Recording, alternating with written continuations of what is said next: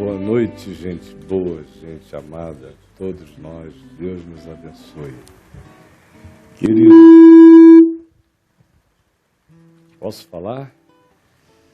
Não.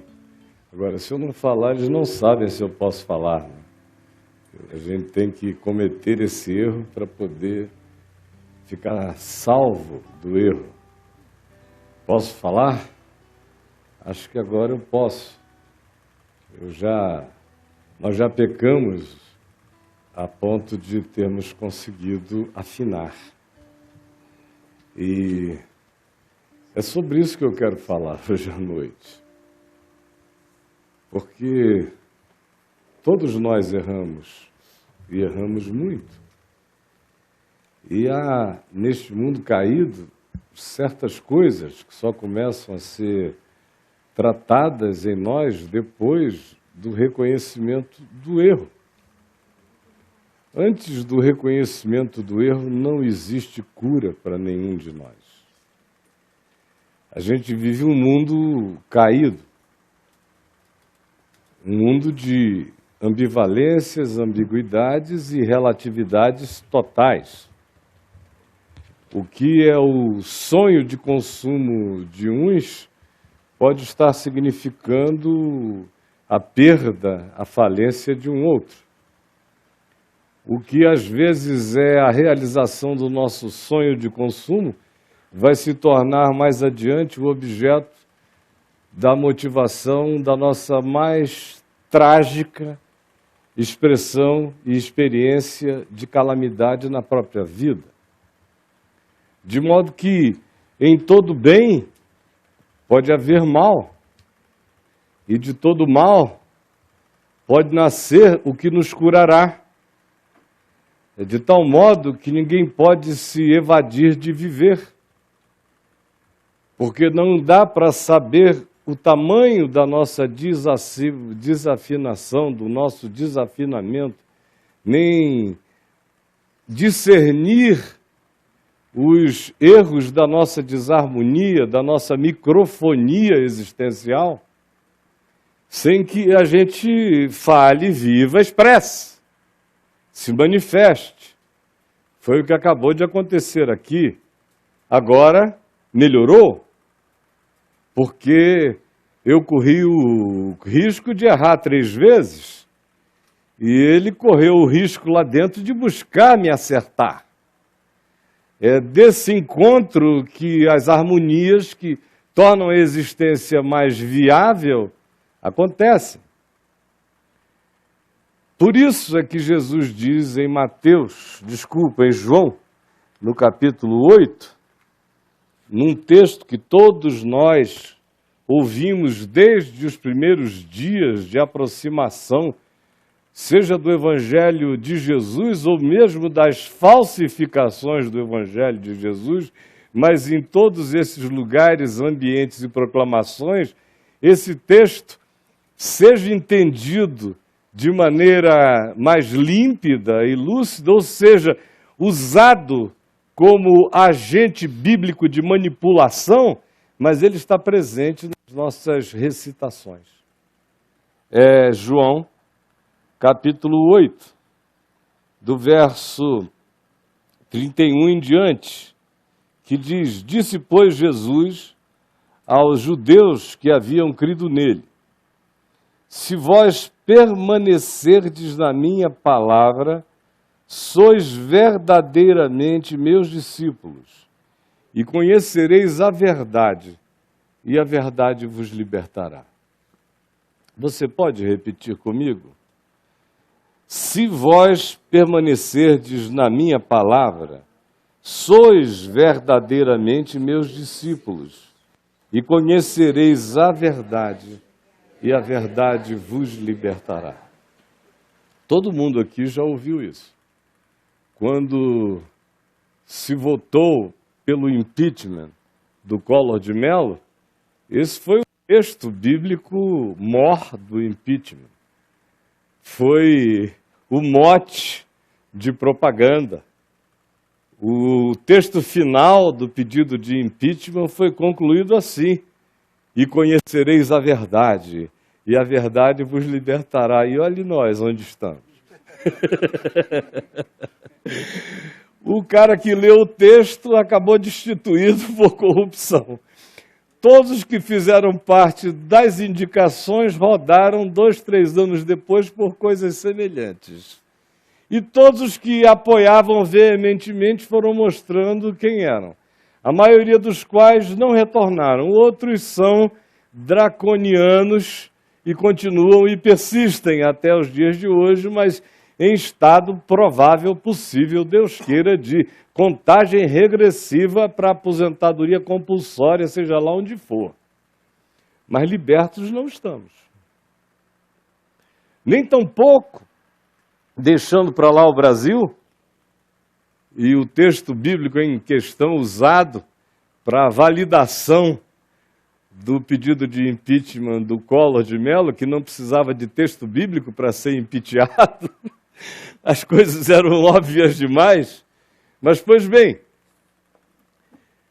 quando a gente olha para a experiência de todos os que conhecem, recitam, declamam e afirmam esse texto, geralmente para outros, quando você encontra uma pessoa que você acha que está viciada em alguma coisa, em geral você diz, Jesus disse, e conhecereis a verdade e a verdade vos libertará.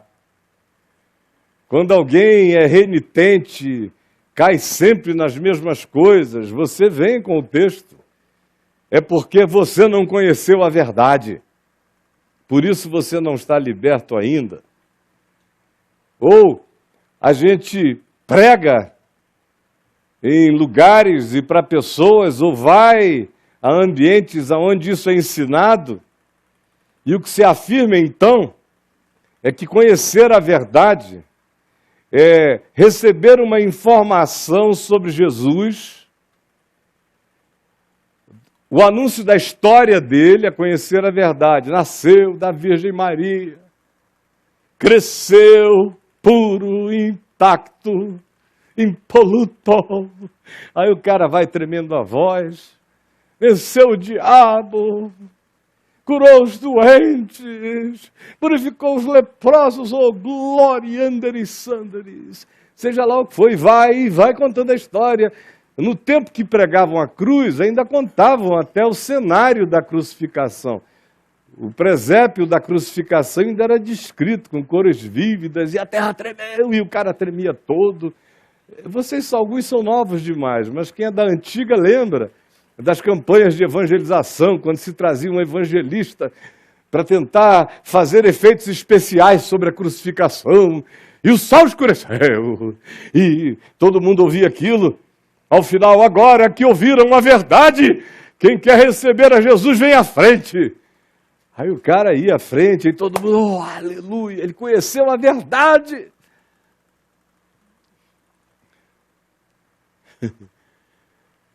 Mas, em geral, os inimigos dele continuavam sendo odiados. As amarguras do cara que agora conheceu a verdade continuavam apenas ungidas, com direito de permanecerem em nome do Senhor. As fraquezas não eram melhoradas em praticamente nada. A pessoa apenas aprendia a sublimá-las pelo exercício de frequências ao ambiente religioso, de tal modo que muita frequência fazia absolvição de erros que ninguém viu. E é mais ou menos assim que funcionava. Aí vinha uma outra fase, era a fase de aprender doutrinas. Aí a pessoa começava a crer que conhecer a verdade era aprender doutrinas. Doutrina. Se ele fosse presbiteriano, ele tinha que aprender sobre a soberania de Deus, a predestinação, a perseverança dos santos, para ele ter crescido no conhecimento da doutrina da verdade. Um bom batista no passado tinha que saber explicar por que que se batizava mergulhando o sujeito, e também em doutrinas do livre-arbítrio, e de como você era responsável por você mesmo, e se bancava em tudo. Se você fosse pentecostal, você iria aprender a doutrina pentecostal. Significava dizer que quando você está muito bem é porque o Espírito Santo está te bombando. E se você tiver momentos pessoais e existenciais de fragilidade é porque o diabo te pegou. E aprender essa dicotomia e as forças de resistência, como falar em línguas, e frequentar reuniões e subir montes, e ler com regularidade textos alternados da Bíblia, conforme a revista da escola dominical ensinasse, eram elementos fundamentais para se fortalecer na graça e na verdade. Outros queriam mais ainda, e aí iam para o Instituto Bíblico. Outros iam para o seminário. Outros diziam, sinto que o Senhor me chama para ser pastor, ou presbítero, ou diácono, ou qualquer coisa desse tipo. Por causa da verdade. Conheci a verdade, eu fui liberto. Domingo à noite eu estaria numa happy hour, tomando uma tulipazinha loura, gelada, espumante. Agora eu estou aqui, cantando no coral, porque eu conheci a verdade, que me libertou daquela agenda do diabo. Então, conhecer a verdade é trocar de agenda. E vai todo mundo se afirmando uns sobre os outros, a vida inteira. Tem gente que morre assim, você sabe disso. Tem gente que casa assim. Tem gente que vive casada com esse entendimento. Tem gente que cria os filhos assim. Tem gente que vive tudo que experimenta como existência com nada além do que eu descrevi numa síntese da pateticidade que prevalece até aqui. Conhecereis a verdade e a verdade vos libertará. O que será que Jesus de fato estava querendo dizer quando disse isso aqui? Com certeza não tem nada a ver com as coisas que há pouco eu descrevi. E eu poderia agregar mais algumas 5 ou 6 que são correntes prevalentes nessa compreensão de ter conhecido a verdade e experimentando a liberdade, a libertação que a verdade traz. É claro que no meio de tudo isso, tem-se que ter antes e depois. Antes eu era assim, irmãos. Agora me tornei assim, assado de Deus. Antes e depois. Antes eu usava aquele cabelo todo doido que revelava a minha falta de equilíbrio pessoal. Agora eu sou um reco de Deus, aleluia, glórias. Tem que ter antes e depois. Antes eu paquerava todo mundo, agora não. Aí ele fala para dentro, perdão, Senhor, porque só eu sei. Mas tem que ter o antes e depois. Antes, eu era um escrachado, glória a Deus, que fiquei livre. Para dentro, ele sabe que agora ele se tornou apenas um dissimulado. Antes ele era produtor da sua própria criação, e onde ele atuava como ator principal. Hoje, de fato, ele apresenta um outro resultado publicamente, e deixa as práticas antigas para os seus bastidores imperceptíveis. Mas se perseverar em lugares, em frequências, em compromissos aplaudidos por terceiros, quanto mais o tempo passe, mais ele se vangloriará de que já faz 2, 10, 15, 20 anos que ele foi liberto pela verdade. E continua miserável, cheio de angústias, de leis, de medos, de regras, de transgressões, de culpas. Ele continua descobrindo dia a dia que quanto mais ele labuta na sua própria carne, no seu próprio esforço de autolibertação por esses meios e essas vias que a ele foram ditas, que são o que se possa chamar de conhecimento da verdade, de que ele ficará livre, ele honestamente, quando honesto consegue ser, se pergunta e diz, de fato, dentro do meu ser, em que eu fui libertado? De que eu fui libertado? Nos meus processos mentais, nos meus processos emocionais. Às vezes é muito fácil a gente alterar e aceitar o amestramento comportamental, ou seja, a exteriorização behaviorista de um certo tipo de comportamento ao qual a gente se sujeita. Apenas para descobrir que quanto mais a gente se aperfeiçoa no comportamento externo para agradar a média ponderada dos que nos observam, mais a gente se desagrega na interioridade. O que Jesus quis dizer, então? Quando ele disse, conhecereis a verdade, e a verdade vos libertará, e em nos libertando, liberta de quê? Liberta de quê? E que verdade é essa? Certamente Jesus não estava dizendo, se vocês conhecerem a doutrina, teria falado 1500 anos antes de Lutero, se vocês conhecerem a pregação protestante, vocês serão libertos. 1800 anos de haver pentecostais, antes de haver, ele teria dito, e se conhecerdes o pentecostalismo, sereis libertos. É por isso que nós somos esses miseráveis, desgraçados, pobres, cegos e nus.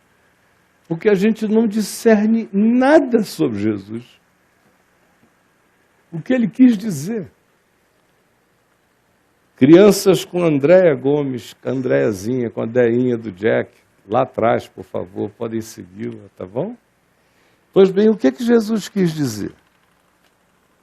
Conhecereis a verdade e a verdade vos libertará. Em primeiro lugar, não havia meios de alguém ouvindo a Jesus ali entender outra coisa em se tratando dele, do que ele dizia, de como ele falava, olhando nos olhos das pessoas, com aquela manifestação extravagante de verdade simples em tudo o que manifestava. Não havia meios de se pensar outra coisa, a não ser, em primeiro lugar, que conhecer a verdade para ele fosse enxergar a si mesmo. Esse era o primeiro ponto do significado de conhecer a verdade. Eu não tenho nenhuma verdade para conhecer antes de me enxergar. Se eu não me enxergar, tudo que eu penso que viu terá sido falsificação da presunção de ver. Porque se eu não me enxergar, eu nunca verei nada. Como eu poderei ver qualquer outra coisa se eu não me admito, se eu não me vejo, se eu não me enxergo? É condição sine qua non para que eu comece a ver que a primeira dimensão que eu comece a enxergar seja a mim mesmo. fazer admissões sem fuga, sem negação sobre mim. Senão serei liberto de quê? Eu não estou precisando de nenhuma libertação fora de mim, que não comece antes dentro de mim. Você é liberto de quem? Da Dilma? Do Lula? Eles não têm o poder de me prender, nem se me pusessem na cadeia. Que cadeia é essa, se não esta? Aqui dentro de mim. E que verdade eu começarei a conhecer se a verdade não começar a mostrar quem eu sou? Sonda-me, ó Deus, e conhece o meu coração. Prova-me e conhece os meus pensamentos. Vê se há em mim algum caminho mau. E guia-me pelo caminho eterno. Só que quando eu peço isso a Deus, a revelação de Deus, a proteção de Deus, o encaminhamento de Deus, a via de Deus para me guiar pelo caminho eterno, não me poupa da autopercepção em hipótese alguma. Na sua luz eu tenho que ver o meu próprio ser. Senão eu não discernirei nada em nenhuma dimensão, passarei fugindo da verdade. E meus amigos queridos, essa é uma tarefa incessante, infindável. Toda hora eu me vejo chocado com dimensões de mim mesmo que eu não tinha enxergado ainda. Há certas coisas da gente que a gente só vai enxergando à medida em que a gente começa a enxergar. Tem que começar de algum lugar. Admitir. Se expor. Não ter medo da verdade no íntimo. Não é isso que se diz? Que a primeira armadura, a primeira proteção da gente contra as malignidades da existência é a verdade no íntimo. Tem que começar de dentro de mim. É interessante que um processo desse, quando se instala na gente, os analistas, os psicanalistas, os psicólogos começam a ter menos clientes, porque você vai descobrindo que, conquanto seja importantíssimo o retorno que o outro nos dê, logo, logo, quando você deixa de ter medo da verdade, não tem ninguém que vá te dar retornos mais profundos do que a ação íntima do Espírito de Deus atiçando a sua própria consciência. Você entra num estado de inevitabilidade de enxergamento, autoenxergamento. E quanto mais você seja capaz de, sem neurose, sem medo, sem culpa, se enxergar sabendo que já está pago, já está perdoado, se enxergar sabendo que nos convinha ter um sumo sacerdote como este, que disse: conhecereis a verdade e a verdade vos libertará, porque ele mesmo foi tentado em todas as coisas à nossa semelhança, mas sem pecado. E conhecereis a verdade. Aí eu vou descobrindo as minhas idiosincrasias, meus medos, minhas fobias, meus traumas, o que eles fazem comigo. Quanto menos eu traga quem eu sou para a luz da verdade, mais chance eu tenho de implodir contra mim mesmo. Porque nós nada podemos contra a verdade, senão em favor da verdade. Isso não começa em lugar nenhum fora de nós, senão em nós. Abrace a verdade em você e você crescerá em libertação, em pacificação. Fuja da verdade em você, você aprofundará a sua escravidão. e os açoites da sua agonia, do seu estado de fuga interior. Conhecereis a verdade. E é aquilo do que a gente mais tem medo, e mesmo aqueles que dizem que não têm medo, dificilmente dão-se ao trabalho dessa vontade de autoencaramento. Eu me lembro que quando eu cheguei mais ou menos aos 34, 35 anos de idade, conquanto eu não pudesse nem pensar sobre este assunto, mas olhando para trás, alguns anos posteriores, eu vi que tinha um estado de solução instalado dentro de mim. Você tem que estar com 35 anos de idade mesmo, ter começado muito cedo a vida, já ter vivido numa câmara de lapso de tempo compresso extraordinariamente denso, para viver essa presunção de pensar que você atingiu um estado de quase solução. Foi depois daí que eu comecei a dia tropeçando em mim mesmo. Cada vez levar choques a respeito da minha inacababilidade permanente. E todas as vezes que algum surto vem e me diz que eu me garanto, que eu me banco, que eu me sustento, que eu me seguro em alguma dimensão da vida, logo a seguir fica provado para mim que não. Que não. São verdades, sem as quais eu não sou liberto.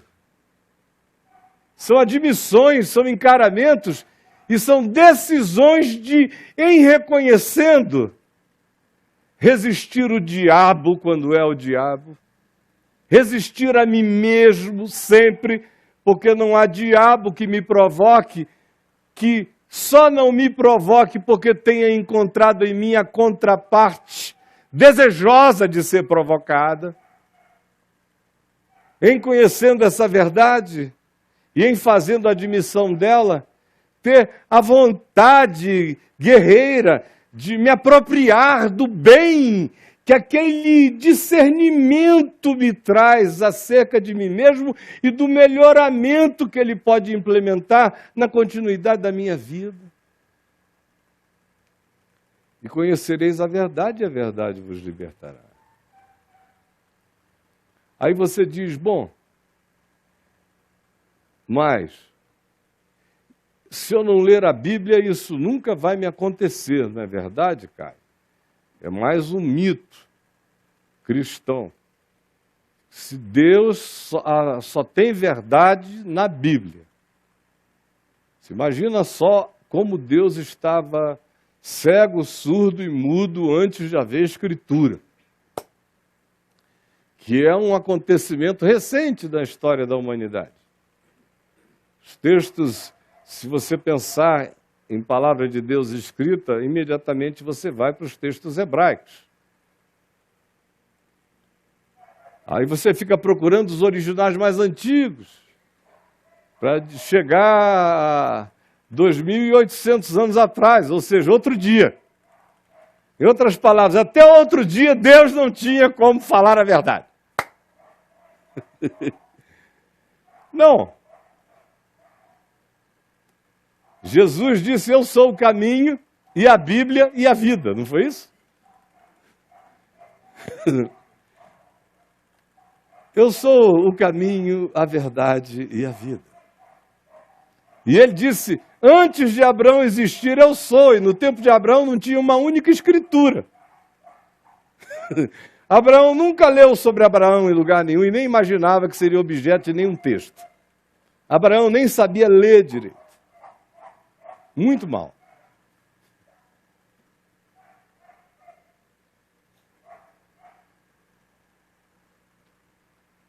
Pois bem,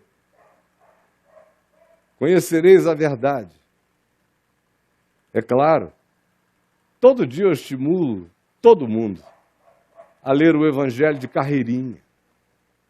Porque eu não tenho nenhum outro ambiente no planeta com um adensamento do significado da verdade. Hoje que Jesus, como pessoa histórica, não está mais presente entre nós, não tenho nenhum lugar de maior adensamento dessa presença, da declaração e da provocação da verdade que o chamado Novo Testamento, esses textos do Evangelho, dentre os quais está o que eu acabei de ler no Evangelho de João.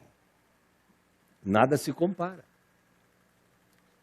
Então, se você tem acesso ao Evangelho, leia-o. E leia-o sem magia, leia-o escorreitamente, leia-o de carreirinha, leia continuamente, leia sem esquecer os contextos antecedentes, sem deixar de fazer associação com os contextos imediatos e sequentes. Leia com inteligência, leia com parágrafo, leia com pensamento, leia sem horoscopismo, leia sem atribuir àquilo o poder de uma tábua ouija. Leia e você vai crescer em compreensão. Mas a verdade ainda não terá entrado em você apenas porque você leu. Você tem que se submeter.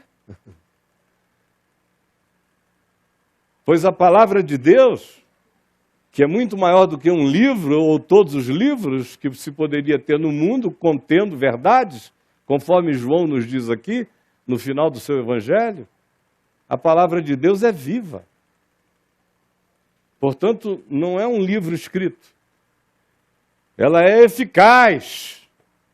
Ela não está num container. Ela é livre e realiza a sua eficácia com liberdade. Ela é mais penetrante do que qualquer espada afiada de 2 gumes. E olha o objetivo da palavra, da verdadeira palavra. É penetrar-nos. Penetrar-nos. O pessoal pensa na palavra de Deus para os outros. Para a rua, para o outdoor, para uma placa, num livro, uma propaganda. É para lá, da cara para fora. Quando se descreve a palavra, sem ser como Jesus o fez, com uma certa ironia, aqui logo depois, em João 8, num texto subsequente, ele diz aos judeus: examinais as Escrituras, porque julgais nela terdes a vida eterna. Já que vocês estão estudando, fazendo exegese externa, então pelo menos leiam e entendam, porque são elas mesmas que dão testemunho de mim, que sou a vida eterna. Eu não é. Porque se ela for apenas um texto em exame, ela não é nada, ela é um livro. Ela só é palavra quando ela me penetra. Espada viva, de 2 gumes, que me penetra. E divide, esquadrinha, ausculta, revela, separa a alma do espírito, psique desse ente, desse eu profundo, para além do que a psique comporta. A palavra de Deus é viva e eficaz, faz distinção entre o elemento neurológico, cerebral, faz distinção entre a imaterialidade e o hardware da gente, que às vezes está com defeito, está doente. A palavra de Deus é viva para apresentar essas distinções a mim, sobretudo a mim, porque só se for a mim é que eu me beneficiarei de tal encontro, de tal percepção, de tal discernimento. Porque se diz que assim é, para que a nossa criatura e toda criatura, e a criatura aqui descrita sou eu, a criatura que se esconde em mim, a criatura que eu não vejo, a criatura que eu tapeio, a criatura que eu boicoto, a criatura que eu camuflo, a criatura sobre quem eu ponho burcas e véus, para que os outros não vejam e, frequentemente, para que eu mesmo não me enxergue. Porque a palavra de Deus é viva e eficaz, diz aqui, para manifestar e tornar patente essa criatura. Aí tem gente que lê isso e sai por aí dizendo, manifesta Satanás. Em nome de Jesus, a palavra de Deus é viva e eficaz. Sai, apresenta-te, diabo. Se o verdadeiro Satanás se apresentasse, iria falar assim, rapaz, eu estou aqui dentro, deixa eu. Não me impede. Está dentro de ti. Essa criatura escondida que a palavra quer trazer para fora, quer trazer para a luz, quer tornar patente, porque para Deus todas as coisas estão patentes e descobertas. Mas o fato de todas as coisas estarem patentes e descobertas para Deus não muda nada, a menos que a criatura oculta, em fuga, se revele. E acolha, e aceite, e se enxergue. E se quebrante ante a verdade. Não acerca de uma doutrina externa, mas acerca de um ente em fuga que é você. Aí ela começa a me libertar. Antes disso, nunca. E a maioria de nós ficou décadas indo, eu vou ouvir a verdade. Ah, que bom, que mensagem, pastor, reverendo, que coisa maravilhosa. E o cara que mais me ofendeu no curso da minha vida inteira, sempre foi aquele, depois que veio falar comigo, depois de uma pregação, e me dizer, mas que coisa, que poderes de oratória, a verdade na sua boca se torna uma coisa cristalina. Aí eu vi o cara continuando no caminho canalha dele, safado, ou indiferente, ou insensível, desenervado, dessolidarizado, frio, congelado. Mas disse que ouviu a verdade com recursos de oratório cristalinos. Que verdade? Quando Pilatos ouviu Jesus dizer, após Pilatos dizer, quem és tu? Revela quem tu és. E ele disse, para isto nasci e para isto vim ao mundo, para dar testemunho da verdade. E Pilatos lhe perguntou o que é a verdade. Jesus olhou nos olhos dele. Aquele que disse, eu sou o caminho, a verdade e a vida, vai fazer o quê? Uma explicação? Apresentar uma doutrina? Dizer, ó, pede a Pedro lá fora um folheto que Judas Iscariotes escreveu, dizendo, quem é Jesus? Ele olhou e não disse nada para Pilatos. Se ele dissesse qualquer coisa, ele pecava contra a verdade. A verdade não é uma apresentação, a verdade é uma pessoa absoluta. É vida encarnada. Olhou para ele e não disse nada. E conhecereis a verdade. Até para eu conhecer a Jesus, é claro que eu tenho que conhecer a Jesus em mim. E para eu conhecer a Jesus em mim, eu tenho que ter um eu verdadeiro para eu reconhecer. E para eu deixar o Evangelho tratar em mim. Senão não haverá cura. Haverá maquiagem de melhorias morais e nada além disso. Essa é a primeira dimensão do significado de conhecereis a verdade. A segunda dimensão é, em admitindo quem eu sou, não lutar contra o que Jesus disse que a vida é. Primeiro reconhecimento é esse. Eu vou me enxergando e não tenho que ter medo de me assustar com quem eu sou. A segunda dimensão é ouvir, como Jesus disse, e aprendei de mim, e aprendei de mim, e aprendei de mim.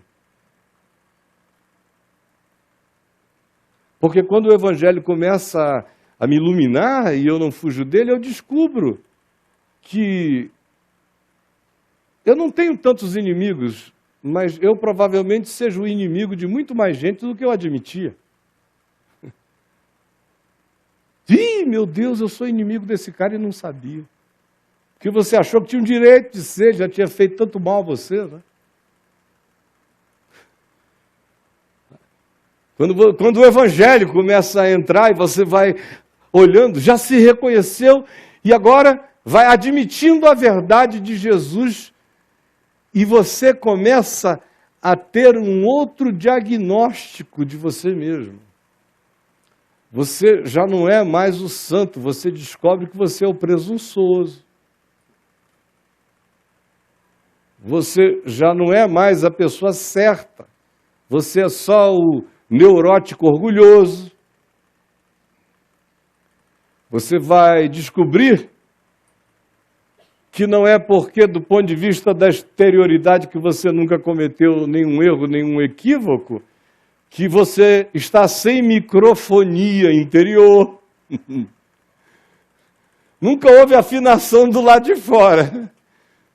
Mas também você nunca se deu a conhecer, mas a microfonia interior está aí. E é por isso que há esse desconforto interior no ambiente do seu ser.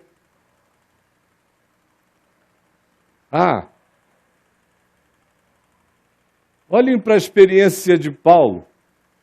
Como é que vocês acham que ele se sentia antes daquele atropelo às portas de Damasco pela luz da verdade? Ele achava que ele era o justo dos justos. Que ele estava fazendo aquilo prestando culto a Deus.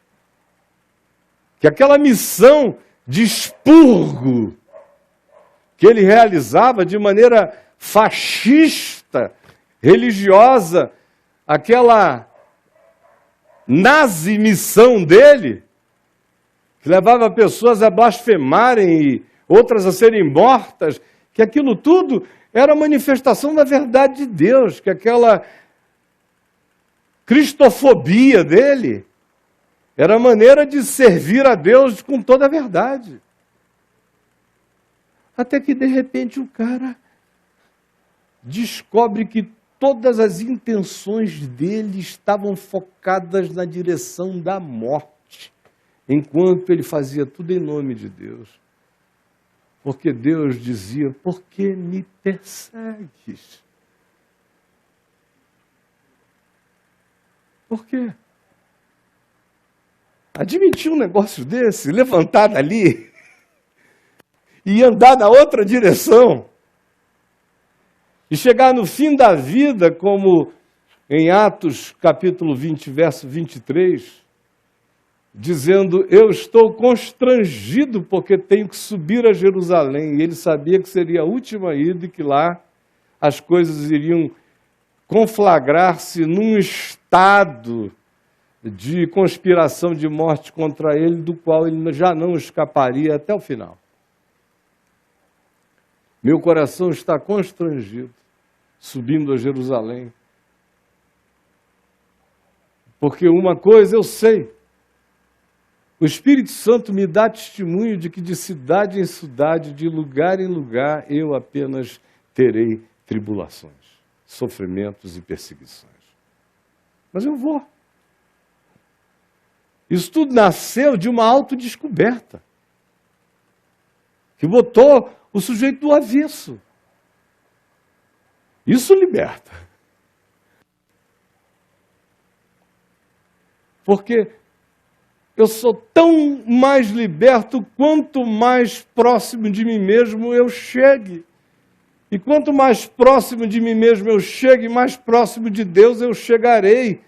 Quanto mais próximo de Deus em mim, isso acontecerá se eu for me submetendo cotidianamente ao Evangelho e permitindo que o Evangelho revele que frequentemente eu sou fariseu, frequentemente eu sou hipócrita, frequentemente eu sou enganador, frequentemente eu sou transgressor, frequentemente eu sou a meretriz.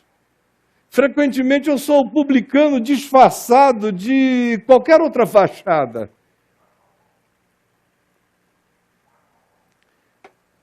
não ter medo de se ver, ouvir a palavra eficaz do Evangelho e aceitá-la como patenteadora de quem eu sou e submeter-me àquilo que ela patentear a meu respeito. E por último,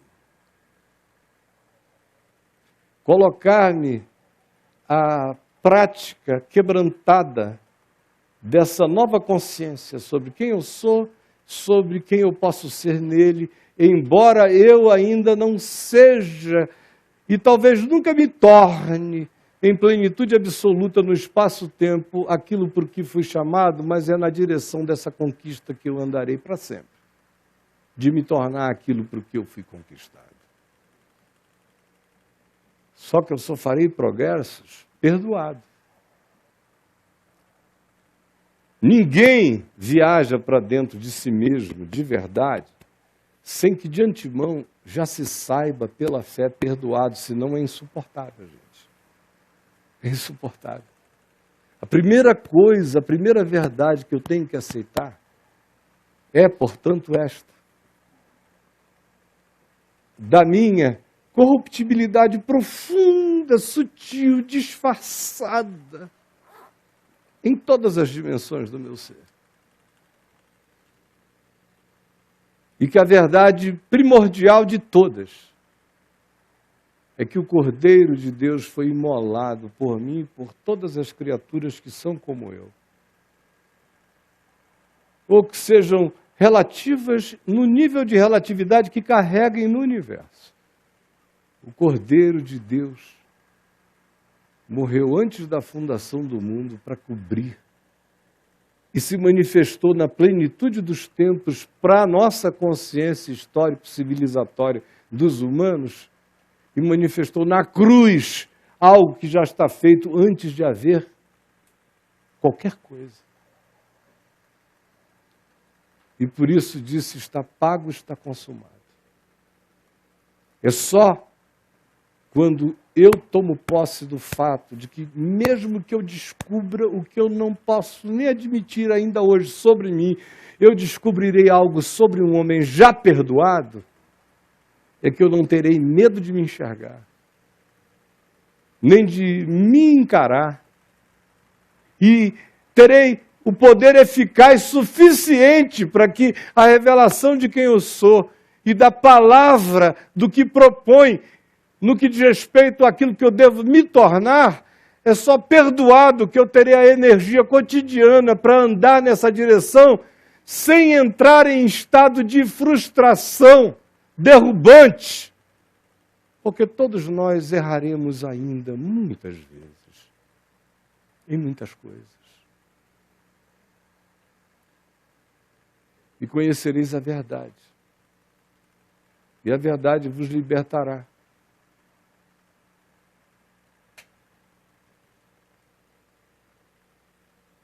Libertará do pecado, desse pecado que me cega para mim mesmo, dessa presunção essencial.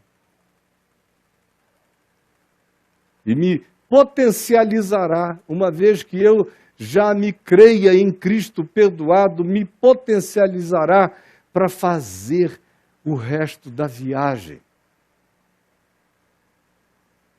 Reconhecendo, abraçando, me revendo, me readmitindo, me reapresentando, levantando, prosseguindo,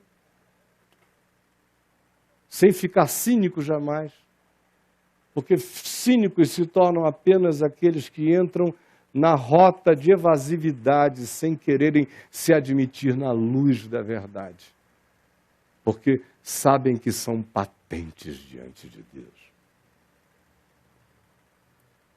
Ou seja, eu sou liberto para poder ir ficando liberto. Eu já fui liberto de uma vez pelo pecado na cruz, para eu me enxergar e o processo de libertação se instalar cotidianamente em mim, sem parar. Agora, quem está disposto a isso? A maioria de nós quer fugir, quer esquecer, quer uma droga, quer um second life, quer uma vida, um mundo paralelo, quer uma fantasia. Aí nunca haverá cura para nós em absolutamente coisa alguma. Aí nos resta aprender que Adão foi marido de Eva, que Caim matou Abel, que Deus deu um outro filho, Adão, chamado Sete. E houve um cara tão legal nessa descendência que foi arrebatado, chamado Enoque, que logo depois veio um tão bom que todo mundo se ferrou, mas ele se salvou numa arca.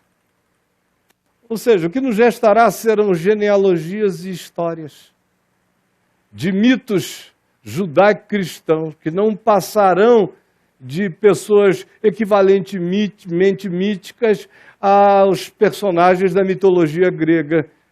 Porque tanto faz se eu conheço a história de Hércules ou de Sansão, nada disso vai me mudar o coração. A menos que eu conheça a verdade no único lugar onde eu possa conhecê-la, aceitando a confrontação da luz com a minha treva, com a minha ambivalência, com a minha ambiguidade, me curvando, admitindo a criatura que existe em mim e colocando-a sob a luz da verdade. E a luz da verdade não é frequentar um lugar de tempo em tempo para receber uma suposta iluminação artificial. A luz da verdade é toda submissão do coração àquilo que, como consciência, o Evangelho provocar em mim. Aí a gente vai crescendo. Eu quero concluir lendo um texto aqui em Hebreus para nós, com o qual eu amanheci no dia de hoje.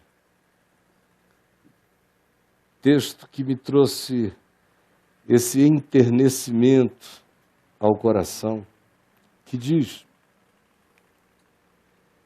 Hebreus 4, de 11 em diante, esforcemo-nos, pois, por entrar naquele descanso, nesse repouso, que não é lugar nenhum fora de nós, é confiança em fé no Senhor e no que Jesus fez. A fim de que ninguém caia, segundo os exemplos que a gente tem de desobediência. Desobediência sempre relacionada a não admitir a verdade como bem supremo para nós. Porque a palavra de Deus é viva e eficaz. É mais cortante do que qualquer espada de 2 gumes e penetra até ao ponto de dividir alma e espírito, juntas e medulas, e apta para discernir os pensamentos, as motivações, os propósitos escondidos do coração. E não há criatura, não há pessoa que não seja manifesta na sua presença. Pelo contrário, todas as coisas estão descobertas e patentes aos olhos daquele a quem temos de prestar contas. Tendo, pois, a Jesus, o Filho de Deus, como nosso grande sumo sacerdote que penetrou os céus, conservemos firmes a nossa confissão, o nosso compromisso com a verdade. Porque nós não temos sumo sacerdote que não possa compadecer-se das nossas fraquezas. Antes, foi ele também tentado em todas as nossas tentações, em todas as coisas, conforme nós somos, mas sem pecado. Por isso, animemo-nos a abrirmos-nos para a verdade, a acolhê-la, a enxergarmos-nos nela, a aceitarmos a terapia do Evangelho como transformação para a vida, como caminho, verdade e vida. Acheguemo-nos confiantemente a esse que já disse está pago e consumado, para que esse processo nos seja transformador. Acheguemo-nos junto a esse poder de graça absoluta,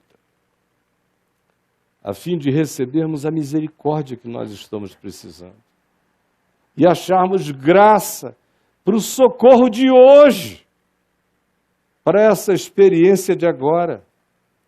Porque nessa agonia está a nossa grande salvação, está a ocasião oportuna, como diz Hebreus capítulo 7, verso 26. Com efeito, nos convinha um sumo sacerdote assim como Jesus, santo, inculpável, sem mácula, separado dos homens, feito mais alto do que os céus, embora nos dias da sua carne tenha sido tentado em todas as coisas à nossa semelhança, mas sem pecado. E por isso saiba condoer-se desses que lhe procuram por misericórdia, socorro e graça. Nos convinha tê-lo acima de todos os céus, de todo principado e potestade.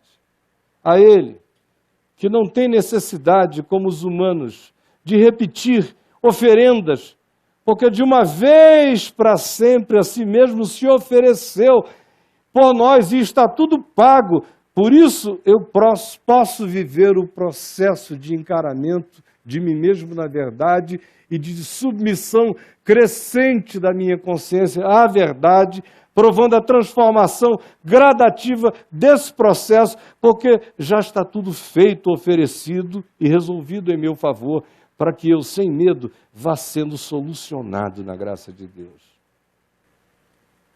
Ora, meus amigos, e conhecereis a verdade, e a verdade vos libertará. Vamos orar juntos?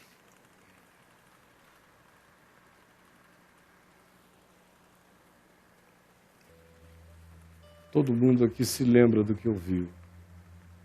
Eu não vou mais repetir, eu já fiz muitas recorrências enquanto falava, na esperança de que todo mundo guarde com simplicidade o que foi dito. E no desejo em oração, pedindo ao Pai que a gente pare de se enganar achando que existe uma verdade para ser aprendida fora de nós. Senhor Jesus, eis aqui esses amigos amados e eis aqui todos os nossos irmãos que conosco estão, aqui em casa, e eis aqueles milhares espalhados pelo planeta, pelo mundo inteiro, assistindo neste instante, e aqueles em grupo ainda maior que assistirão durante a semana e por todos os outros meios de distribuição. Que aonde quer que o conteúdo dessa palavra de verdade, de sinceridade humana e de graça de Deus, segundo o Evangelho, chegue à percepção das pessoas, que o entendimento mude, que a luz vença a escuridão dos pensamentos, que a palavra penetre os labirintos indevassáveis onde a gente se esconde com medo do que em nós se converterá se nós nos abrirmos para a verdade. Por favor, salva-nos de continuarmos nos enganando para sempre, dizendo, temos por pai a Abraão, conhecemos a lei, recebemos instrução, enquanto Jesus diz, sois escravos do pecado, da mentira, do ódio, da raiva. Sois filhos do diabo, enquanto quereis satisfazer-lhe os desejos. Enquanto fugis da verdade, porque ele é que nunca se firmou na verdade. E conhecereis a verdade, e a verdade vos libertará. Realiza esse bem em nós.